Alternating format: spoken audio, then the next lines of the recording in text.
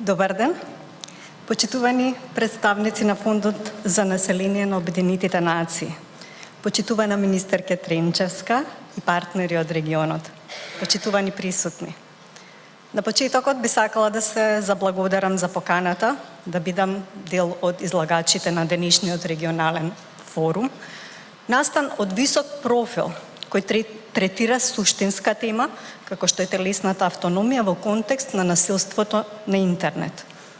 Изразено како врсничко насилство, вознемирувачки говор, навреди, клевети, говор на омраза или смевање на социјалните мрежи на основа на социјална, сексуална ориентација, родов идентитет, припадност на маргинализирана група.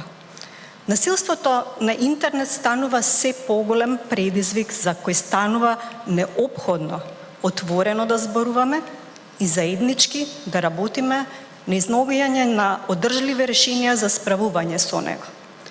Жените и девојките, како и маргинализираните групи, најчесто се мета на насилството на интернет.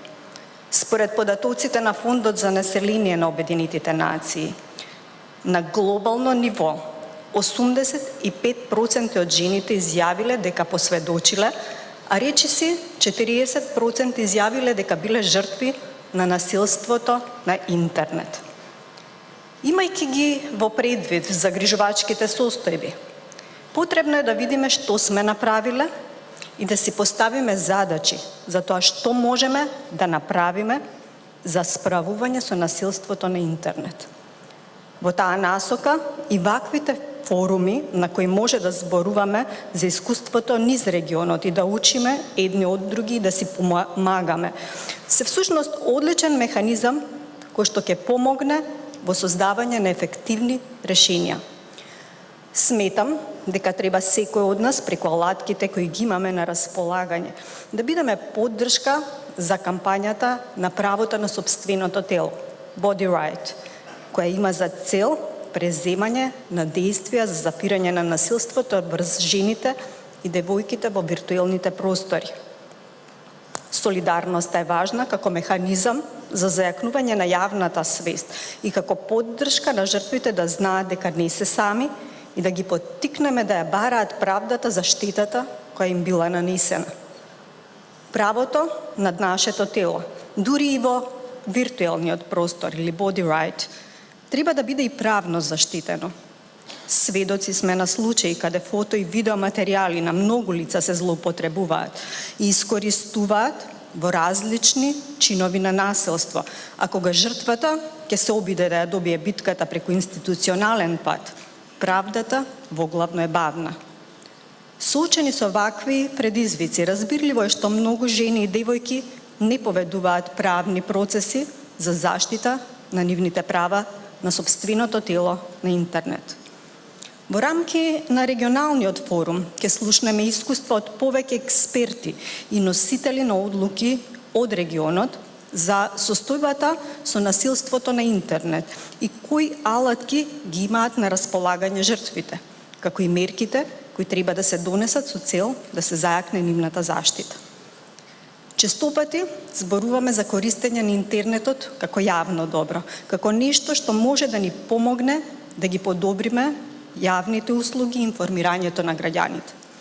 Се поголемата достапност на интернетот неминовно води до голема дигитална покриеност кај граѓаните, која пак овозможува тие полесно да препознаваат дезинформации, да користат јавни услуги, да објавуваат содржини на социјалните медиуми, но и се почесто да ги користат социјалните мрежи како виртуелна реалност во која за жал насилството е реално.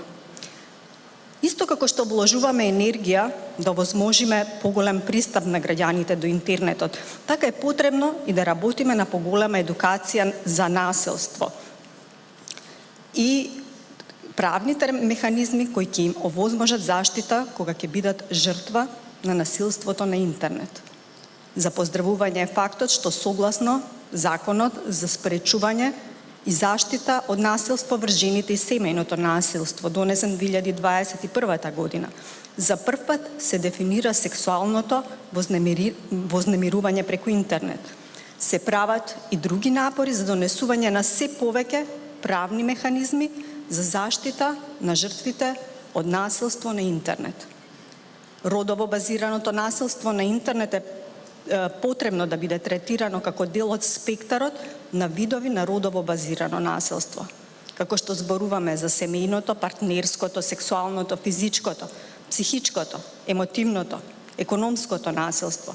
Треба да бидеме гласни за насилството на интернет, кое може во себе да вклучи компоненти на други видови на родово базирано насилство.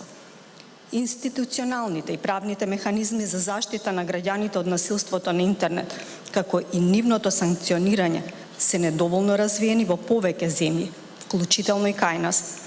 Разбирливо е што решенијата се носени неодамна, затоа што и се соочуваме практично со една понова појава.